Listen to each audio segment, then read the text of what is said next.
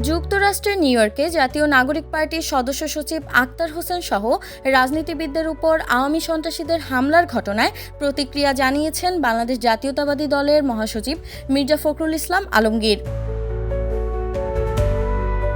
তিনি বলেছেন, আওয়ামী লীগের অনুশোচনা নেই, যা যা তারা ঘটিয়েছে সে সবের বিচার হবে। মঙ্গলবার বিকেল 4:45টার দিকে সামাজিক যোগাযোগ মাধ্যম ফেসবুকে দেওয়া এক পোস্টে মির্জা ফখরুল একথা বলেন। তিনি লিখেছেন, নিউ ইয়র্ক বিমানবন্দরে যা ঘটেছে তা আবারও প্রমাণ করল আওয়ামী লীগ তাদের অন্যায়ের জন্য বিন্দুমাত্র অনুশোচনা করে না।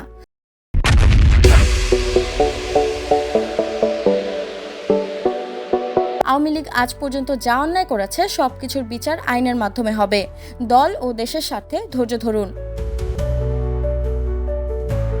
এর আগে সোমবার প্রধান উপদেষ্টা ডক্টর মোহাম্মদ ইউনূসের সফরসঙ্গী হিসেবে যুক্তরাষ্ট্রে পৌঁছানোর পর জাতীয় নাগরিক পার্টির সদস্য সচিব আক্তার হোসেনের উপর ডিম নিক্ষেপ এবং রাজনৈতিক নেতাদের হেনস্থা করে যুক্তরাষ্ট্রে বসবাসরত আওয়ামী লীগের লোকজন। ঘটনার সময় এনসিপি সিনিয়র যুগ্ম সদস্য সচিব ডক্টর তাসনিম জারা সহ বিএনপি জামায়াতের জ্যেষ্ঠ নেতারাও উপস্থিত ছিলেন।